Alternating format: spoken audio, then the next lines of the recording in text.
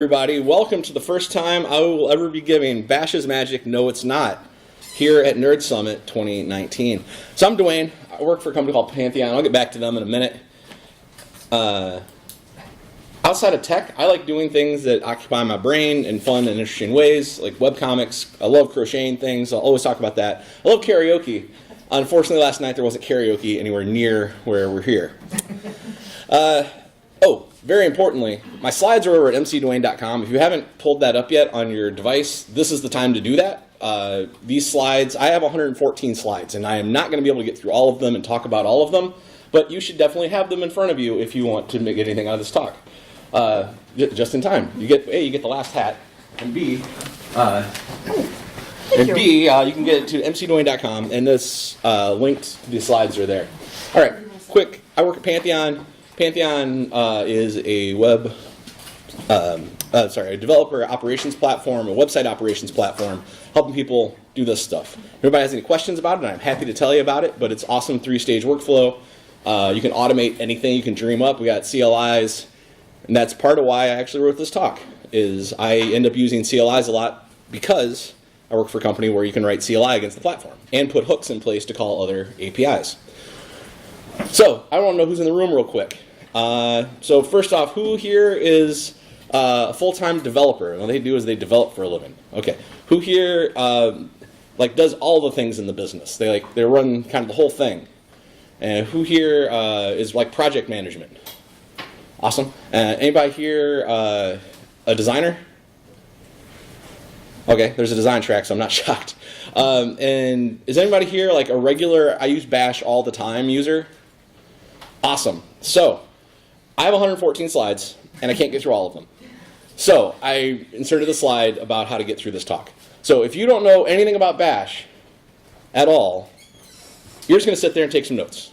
And I highly encourage you to. But you're also going to get these slides later and go back through them at your own pace. And if you are a casual user of Bash, this is time to open your terminal and start messing around. You'll see things like, I didn't know that, or, oh, what's that do? And just poke around at while I'm talking, because the slides are in front of you, hopefully. And if you are an everyday Bash user, just find these slides and go to 106 and start reading from there. And it will change your life.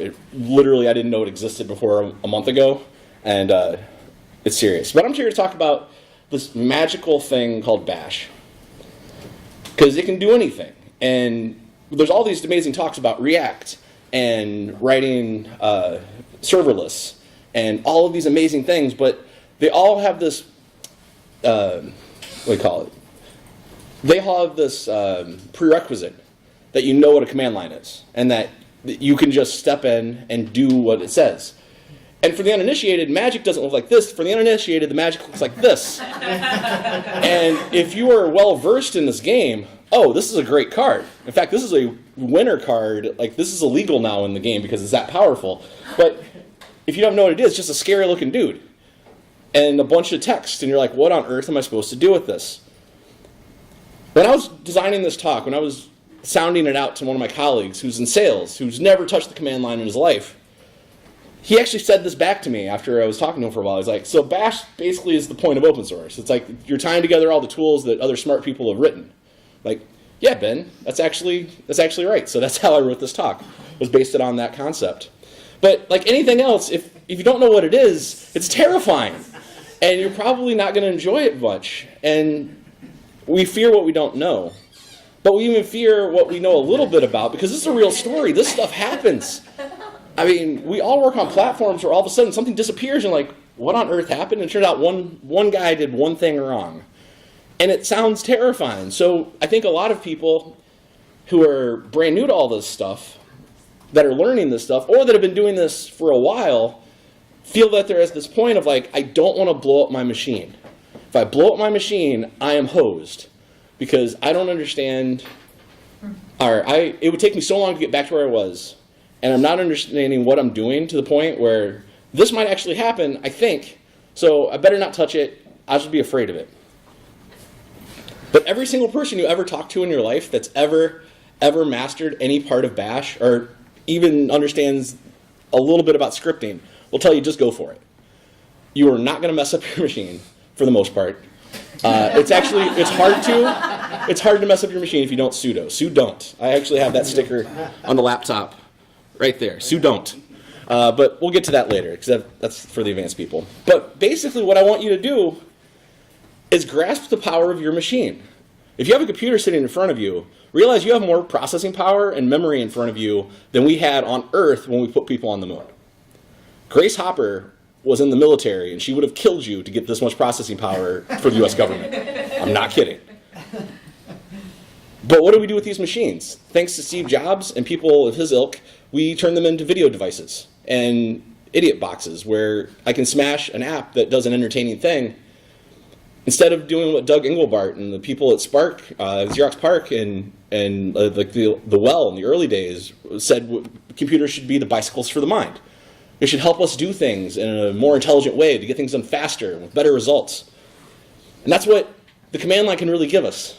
So why do I want you to know command line? Because clicking through a GUI is just slow. It is just really slow, and it limits you to what you can even do.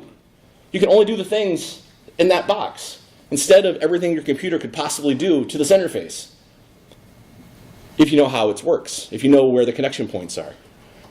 You can do so much more, so much faster if you don't have to wait for a GUI to repaint a screen paint. Firefox browser caching? Who has ever had a problem with Firefox browser caching? Yeah, everyone in the room. And honestly, if we're doing things repetitively, it gets boring quick. Oh man, I hate doing the same thing over and over again. It's one of the fundamental premises of computer science is we don't repeat ourselves. It's one of the fundamental best practices. The DRY principle. There's a demo that I do for Pantheon, and I have to open up 8 tabs in Firefox. I could do it in Chrome, but I do it in Firefox. And then I have a cleanup step, which is 12 steps. I do that in 2 scripts now. It is 2 commands I run on my machine, and that does all of that for me. One in the beginning, one in the end. You could automate that even further if you wanted, if I could just set it with timing and cron. And eventually you're going to run into a problem that someone's going to say, hey, here's a tool that solves that. And you're going to be like, what are you even talking about? I don't know what to do with this. And the GitHub repos README is terrible because they didn't learn Markdown, and it's hard to parse. And what do I do with this tool? Especially if you're not well versed in fundamentally what you're supposed to know as a prerequisite to use that tool. And you know for a fact, you've seen demos here today where people feed line after line after line in something called a script to a computer, and it does amazing things with it. This is still up and running. Blinkenlights.tal.blinkenlight.nl. You can still telnet to it to this day. And it's watch all of Star Wars as ASCII. This is just line after line after line after line after line of code being executed by a computer. So what are we actually talking about? What is Bash? This thing I keep saying is magical and can turn you into She-Ra. Well, it's the Born Again shell. That's a play on words because the guy that wrote Shell is a guy named Stephen Bourne. Wrote it in 1979. He worked at Bell Labs and wrote this thing called Unix. One of the things he fundamentally needed to do in Unix was move things around and manipulate the text within files. That's basically all Bash does. At its fundamental core, what Stephen Bourne was trying to get accomplished, and so why it's Born Again shell, I forgot that part, was Bell Labs, of course, owned all the proprietary rights to Shell. The GNU project started up, and in 1984, they ported it over to GNU licensing. So now it became the Born Again shell, so Bash. It's everywhere. Linux picked it up because it was GNU. Linux is ubiquitous with the world now, so that's how it came to be. But that's what they were trying to do. They were trying to give all this is the Wikipedia thing. Really, type commands cause actions. That's what Bash does. If you pre-type them, great. It doesn't care. It gets text on a line, great, I can do that. But really what we're talking about is communicating with your machine. If all you have is a GUI, you have what that developer developed for you to interface with your machine. So you have their version of your machine versus a telegraph. I also like telegraphs. This is my buddy Steve Persh. I work with him.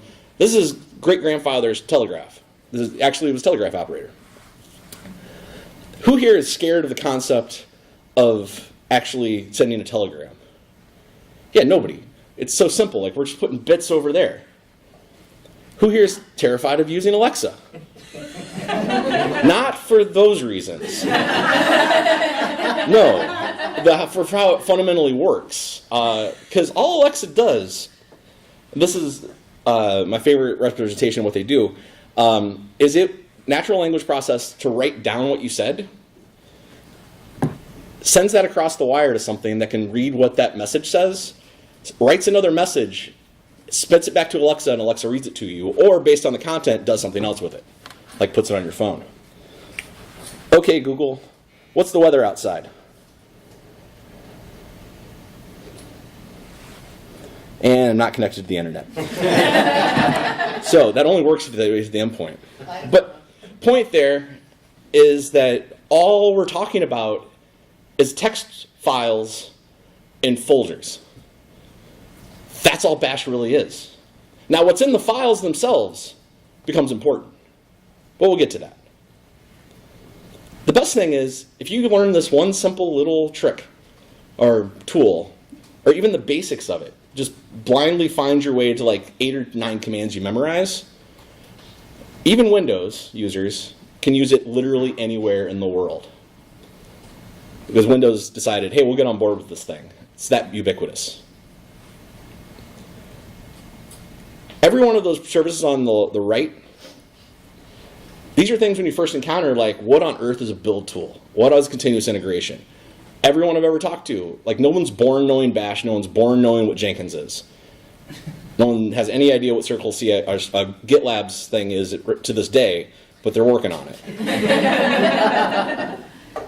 All of those basically at their shell core, I'm going to say shell a lot today, at their core, all they're doing is running Bash scripts.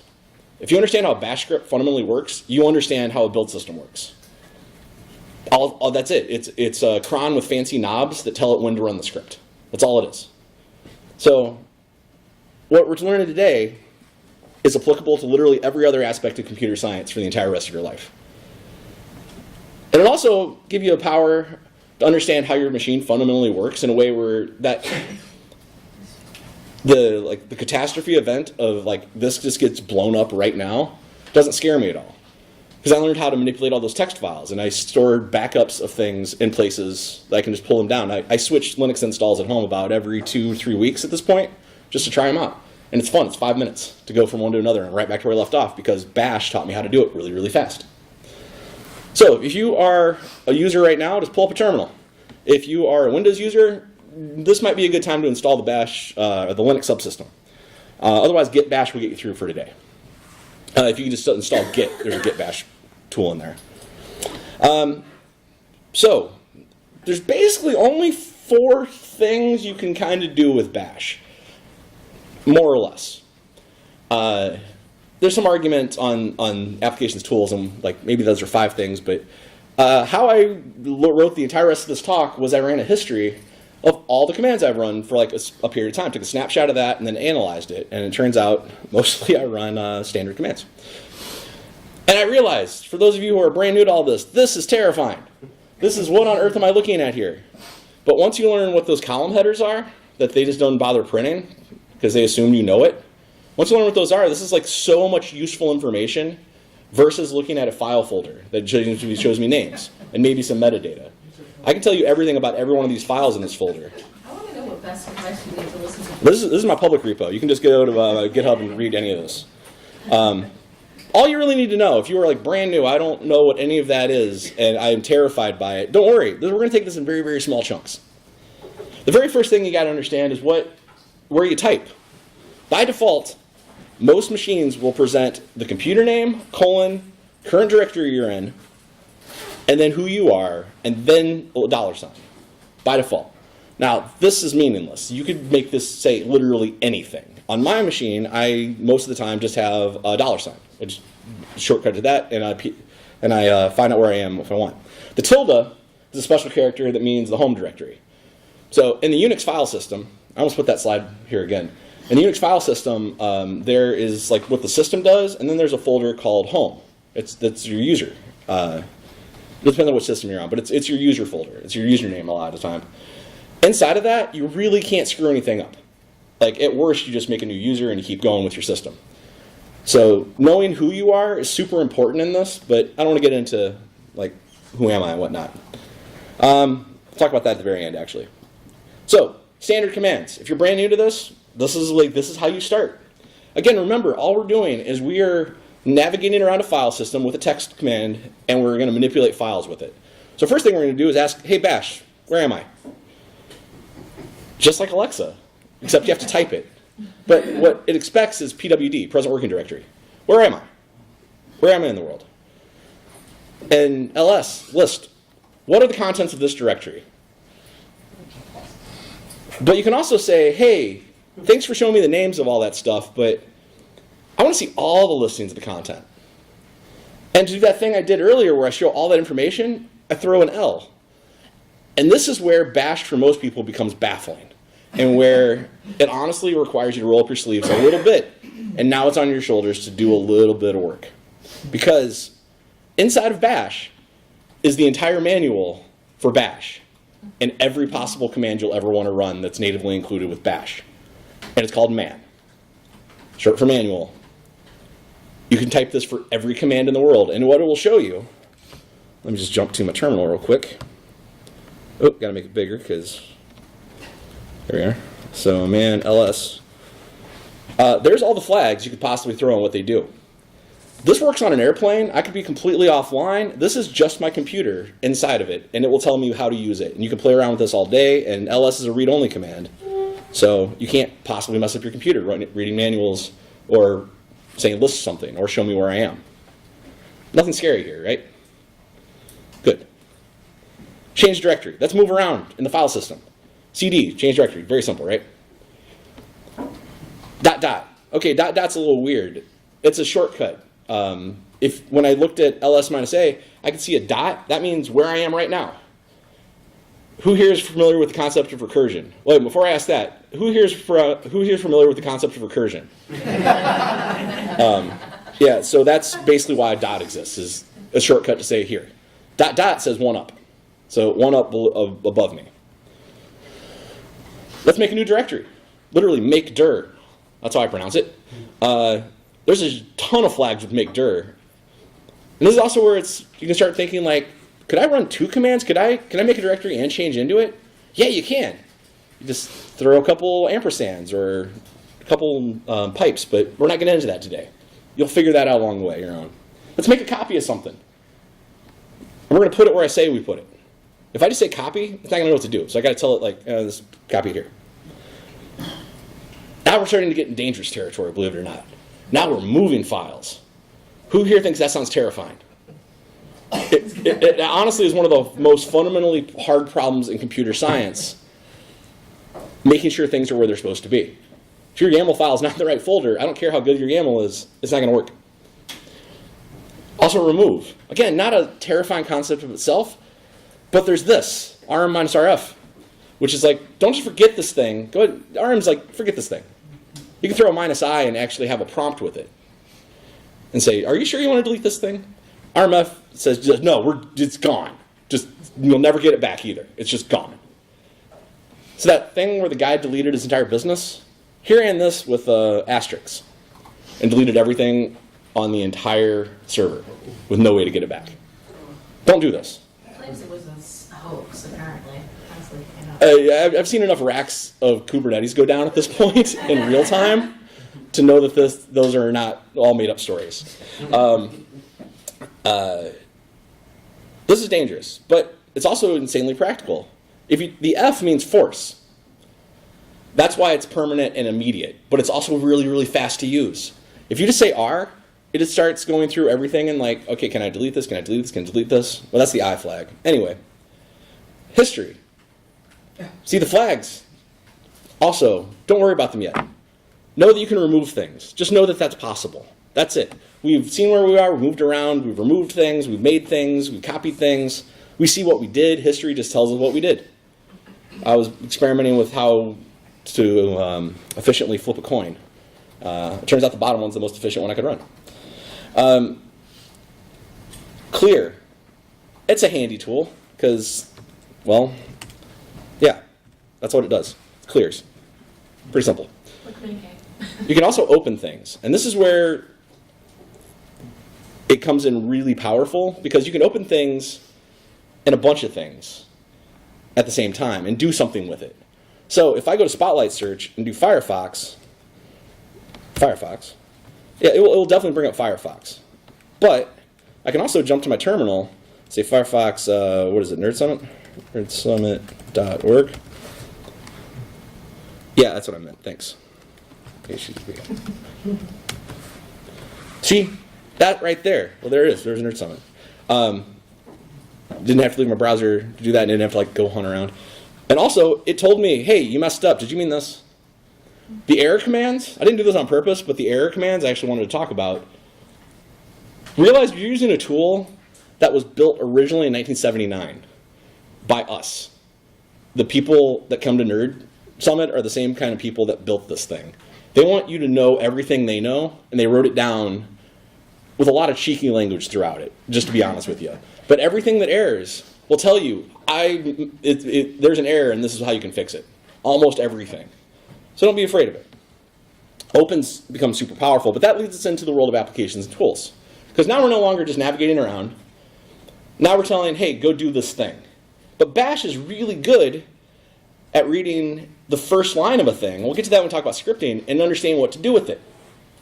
So there's like these insanely powerful tools that are built in. grep, the most powerful search function that's ever been made by human beings. Let's look for any pattern you want and look for it anywhere you want. And there's 1,000 flags you can throw. There's one that I run all the time of counts, where I can count up how many times I've used a word in all of my writings. Like at one point I'd used the word awesome 178 times across 2 years. It's probably more than that now. I love that word. Curl. Hey, just go across the internet, find what's there, and bring it back. But there's 1,000 flags for it. So -I is how I check headers. So if we went back, curl -I. There's the headers for the Nerd Summit. And cache control is on, but I don't see an age. It probably means it's not cached with varnish. So just reading out of cache because it's a JavaScript site. Eventually you're going to say, I need to write into a file, but man, text editing is hard. So they built this amazingly powerful tool that's completely convoluted to use. But once you, again, roll up your sleeves and I'm going to spend 2 days of my life and just sweat through it and learn the commands of VI or Vim, it's literally one of the most powerful text editors human beings have ever made. And it's everywhere. It's ubiquitous to Linux and Bash. But honestly, most people only need to know this. This is the most commonly searched for thing on Stack Overflow. How do I escape Vim? I don't insert, escape, write, quit, or just quit. But read the manual. It's actually a really long read. But if you're like, man, I don't got time for that, just Nano. Nano's another editor. Literally, that's the description from manual. And it's like there's a menu at the bottom that just tells you what to do, like Command X and your exit. So it's way easier to use. But there's an entire world of applications you can run, an entire world of them. Well, there's things like package managers, like Brew and apt-get. There's a ton of them. So these are just two that are very common that you'll run into first. If you're on Mac, you'll probably run into Brew first. And Brew, you just say, hey, Brew install, and then throw the package name. So I'm like, I'm using this tool. Half the time I hear about a new tool now, the first instinct is try to Brew install it. Don't even think about it. It's like, I'm going to try to Brew install that. Oh, it's not there. Okay, I'll figure out how to get it later. But you get to the point where I don't even think about how I'm going to go install this. I just say, hey, computer, go install it. Calc. I don't like opening a calculator and trying to figure out their layout for a thing. I would much prefer just to say, all right, I'm just going to write the expression I want and just spit back out an answer. Believe it or not, computers are really, really good calculators. I know that's shocking. And Calc doesn't come pre-installed, so you just Brew install it or apt-get install it. Git.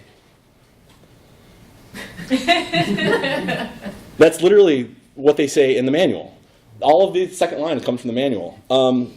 But it's version control. If you don't know Git by now, learn it.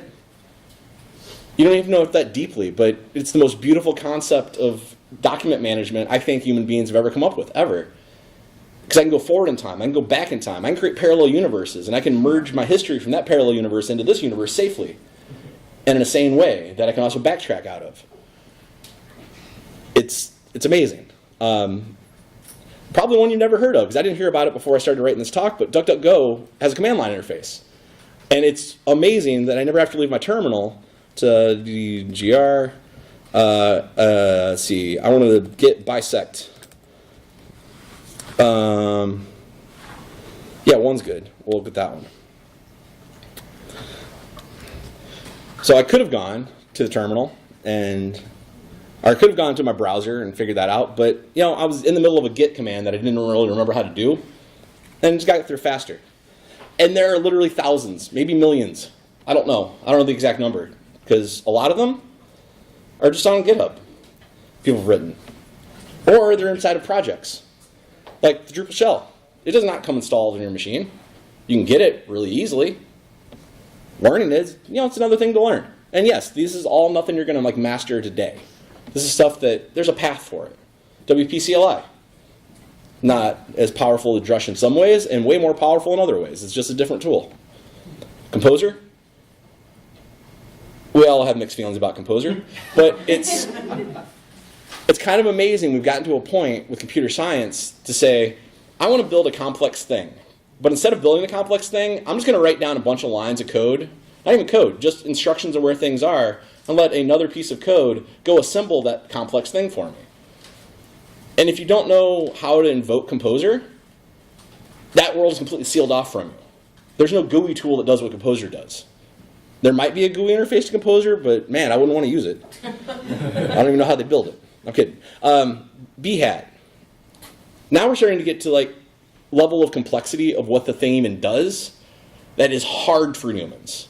Behavioral testing is not hard in and of itself. Behavioral testing every page after every change, every time, is impossible if you're doing it by hand. Why? Because it's boring, and as soon as you get bored, you lose interest, and as soon as you lose interest, you don't care. You will make mistakes, human error. It just happens. Behat doesn't make mistakes like that. Behat makes mistakes, but it's because you put in a weird string and it didn't know what to do. I test all of my content when I ship it out. It shaves a good half hour off of my life every blog post because it automatically tests for a bunch of stuff that I commonly mess up. Backstop. Hey, is this the exact same as this? And this is better than human beings can possibly do it. This is pixel to pixel is A, B. And if it's not the exact same, highlight it in purple and tell me.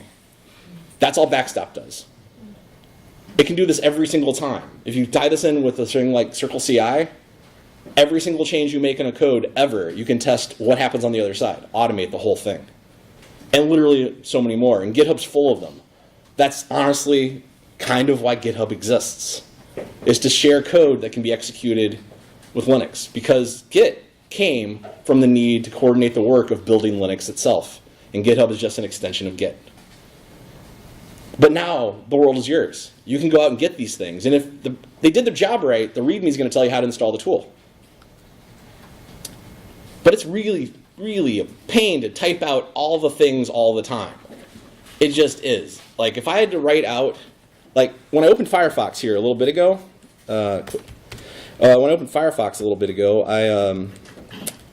I just typed FF. And you're probably like, is that just open Firefox? No. What I did, well, before I talk about, let's talk about it now. I'll go back a step. As I said, hey computer, when I type FF, actually run open -a application firefox.app. I don't want to type that out. FF's way faster to type. Want to check the weather? It's WE. LLS is a little pain to type, so I'll just type L. I type SL a lot, so I'll just type that. LL for L, and go so on so forth. And you can get ridiculously long with this. You can write entire functions in here. But before I get to that, where am I writing this? Well, Bash has its own file that it reads to say, what am I even supposed to be doing here? What's my job? What am I supposed to be doing, person that owns this computer? And it's called your Bash profile or your Bash RC. There is a difference between these files, and there's a religious argument about it. I'm not getting into it. Just know that these two files exist. If you're on Linux, you're probably going to be in Bash RC. If you're on Mac, you're probably going to use Bash profile. So you can say, when I type this, do that. You can also do these things called exporting paths. Exporting paths tells your computer where things live. So instead of typing user local PHP 5 ben colon, I could just type PHP and it will just work, or PHP 7.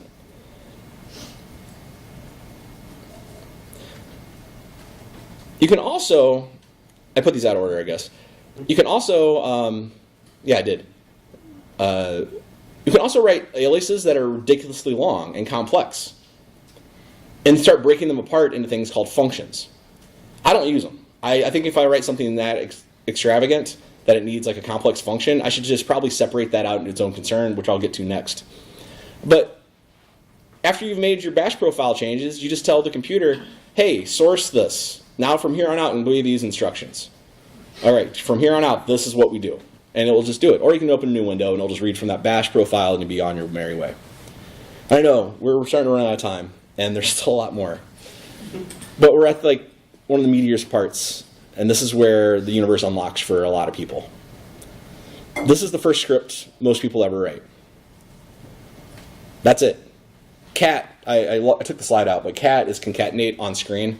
Whatever's in the file, just print it to the terminal. Just print it to the window. That's what cat does at the top.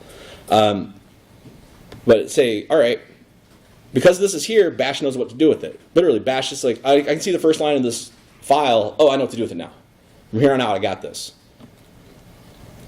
So the hashtags, and this is where the title of my talk came from, are comments. Literally, you're telling bash to ignore this thing. So if you're ever in a script and there's something after a hashtag, 95% of the time it means ignore it. There are some cases in certain languages and certain ways of doing things where it could mean something specific, but we're not going to get into that. Except for that first line, actually. The first line, oh, here we go. Got it out of order again. The first line is actually super important that you have a hashtag, but it also got an exclamation mark. And this is called the shebang. I don't think this is where we got the term the whole shebang, but maybe that's where they got the name for this.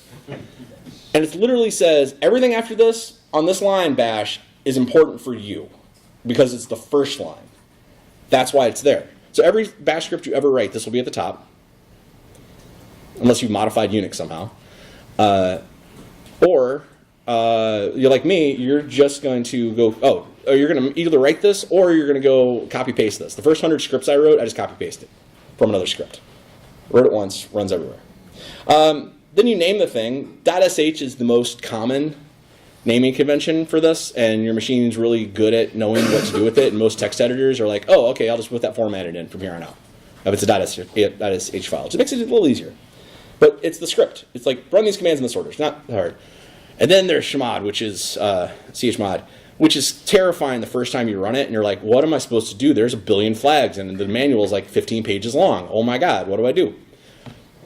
For novices, just know that you're changing the access, who can access this file and what that file can do. You can tell bash, even if you can execute this script, don't run it. Just like put the permission so you can't run it, so it's a read-only thing. And that's what it is by default.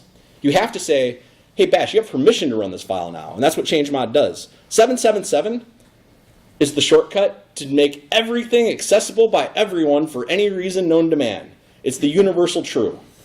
The first scripts you write, just do it, then read the manual. And then when you work on a team, do whatever they told you to do.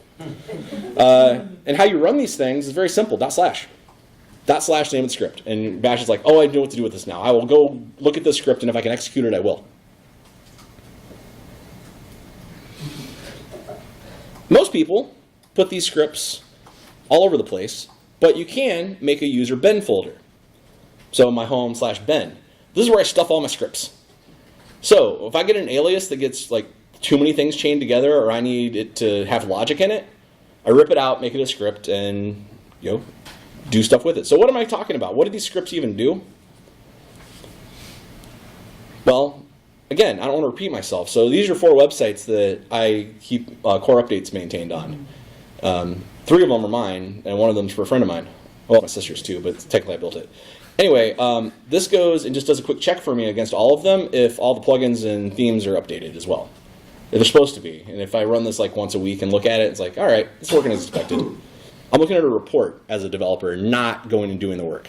I want the machines to do the work, and I just want to go look at their output. I already talked about this one. Open these files in Firefox. This is just public. The link for this gist is in the speaker notes. Because we do this every week as a live demo. Like, this is not secret information, folks. This is how I build websites, or WordPress websites. I can build Drupal sites with this, but it's tuned for WordPress, and it's whatever. Anyway, it actually pulls in a CSV, and I can just auto-generate as many websites as are in that CSV, as lines of CSV, and do all like the complex like handover. Now we're starting to get to a point of complexity with this. We're like, okay, this makes sense on my local machine, but now I'm calling out to a third-party system and having it do complex things and do ownership changes. Because there's a command line interface for what I'm talking to, platform, Pantheon. And then there's this monstrosity I built. I talked about it a little bit earlier, but when I write a blog post, I write it in Markdown in a text editor, and then I say, post it now. Literally, that's the name of my app. And post it now, posts it to development. Behat tests it. If that passes, let's ship it to test. Let's Backstop.js test it to make sure it's pixel to pixel the same. If that all worked, let's ship it to production. That process takes about 4.5 minutes. It takes me 20 seconds to run it because I got to put some metadata in there, or meta information at the front, like what's the name of the post and where's the picture coming from, the header picture. And you can even do things like this, like Andrew Taylor wrote, where, hey, let's go tell a platform to spin up a new environment, go copy everything into it, go try to update everything, then run backstop against that environment versus live. And if everything works, let's put some Behat in there and some Lighthouse testing and a bunch of testing that you want. And then we'll ship it to production, and we'll do this every day. This is how I maintain those other websites. Even explaining this concept takes a while. That was a very short spit-it-at-you version. But you can make a machine do this perfectly every single time. One of the best parts about Bash is, again, we wrote it. Maybe you personally haven't contributed a line of code to it yet, or maybe you never will. But it's people like you in this room wrote this thing, people that care about open source. So on February 22nd, I was stuck writing this talk. And I'm like, I want to put a bunch of tips and tricks in, but how on earth am I going to choose? So I asked the internet, and people started spinning them at me. And these are all in here, and they're linked to it. And there's more that I didn't put in slides, because like, people can go read it if they want. But create aliases. As soon as you find yourself typing the same thing for a third time, make an alias. You will thank yourself later. Also, you don't have to use your aliases, so if you forget your aliases, you can always go look at them. Oh boy, Josh. Two of the things that will literally change your life when you first do it is the up arrow. The up arrow goes back to your history of all your commands. Look at us. Tab autocompletes. So if I want to, open index, all I'm typing is I, hitting tab, it autocompletes, because it could see that there's something I can autocomplete out of this. Now, if I was going to open something like Kevin, K, it didn't know what to do. It's like, there's too many things named K, I don't know what to do. But if I say Kevin, there he is. It's K-E. Tab and up will save you hours of typing. And nobody tells, this is why part of why I wrote this talk. Nobody sits you down and tells you that. I'm doing it today. Control-E, Control-A. I work with a lot of people who don't even know this exists. So Control-A goes to the front, Control-E goes to the back. Jump around. Super fast. Reverse command search, I'm not going to demo this. Just go to Explain Shell and look up reverse command search. It'll blow your mind. You can literally search through all of your history by typing the command and seeing every instance you've ever typed of it that it remembers. Star. Oh, the star character, the wild card. I want to get rid of, in fact, let's do it live. Screw it, we'll do it live. Let's change the directory to desktop.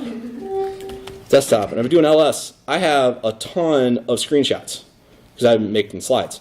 I want to get rid of all of those. So I'm going to do rm minus rf. We're doing it scary there. Screen, and then a wildcard.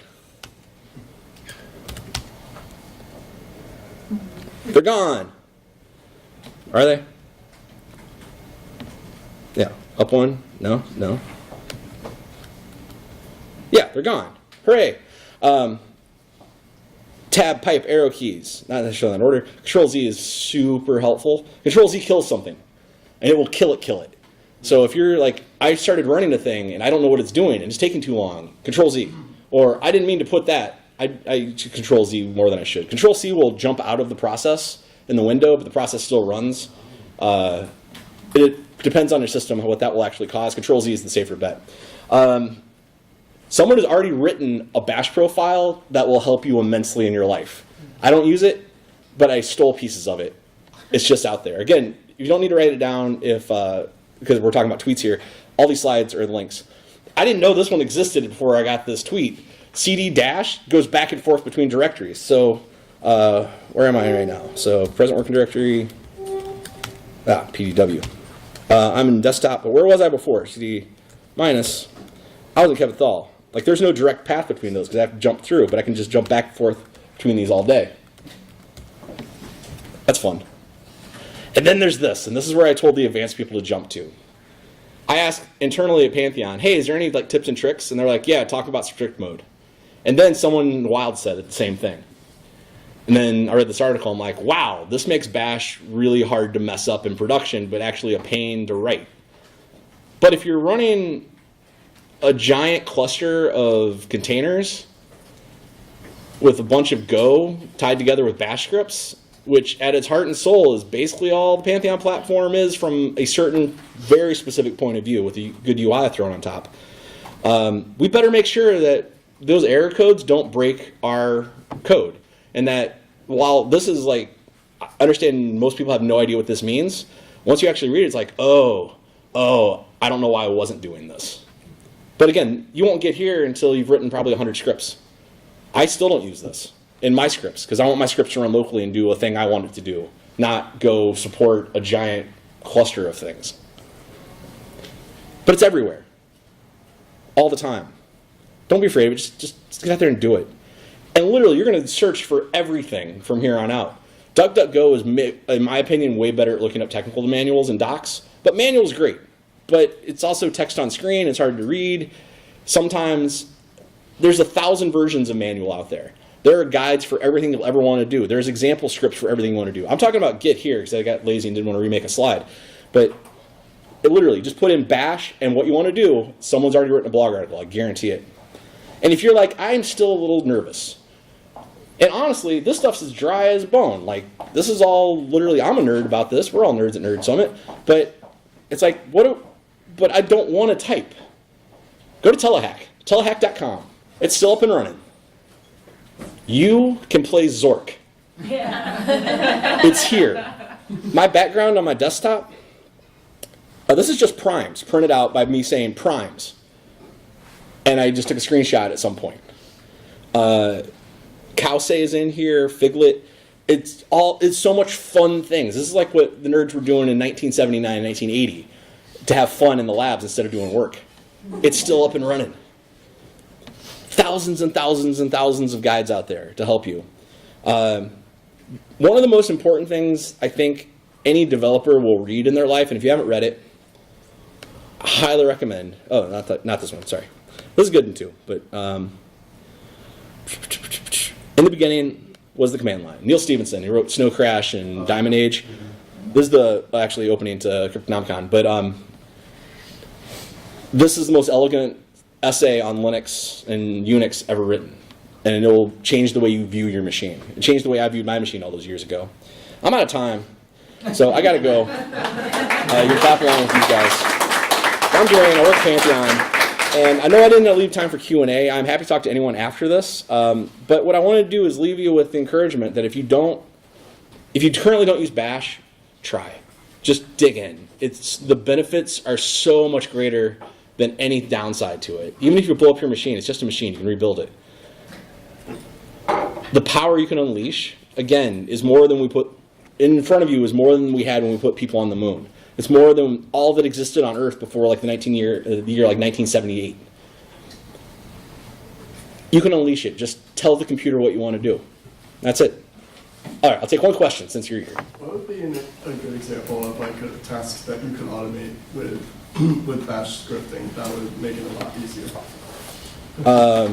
For me, the easiest one that's like it's super safe to run is learn how to open Firefox on your machine And if you ever have to open a bunch of tabs at once, and then just start playing around, because this is all it is. This line here means continuation. This is just one giant command. That's all it is. So, It's like when you want your application to open a new tab when you're like, yep, this is a good, like, super easy one. Like, if you have to hit systems that run reports, like, go just pull the log. Just have it pull the logs for you. Again, if you just look up demo or simple useful bash scripts, you will come after page of page of people that just give them away. But it's everything you do at your machine where you find yourself doing it repeatably, over and over again, repeatably, over and over, that's when you write a script. All right, I have to talk to everybody, and these slides, again, are all online, mcdwayne.com. okay, Thank you. Sure.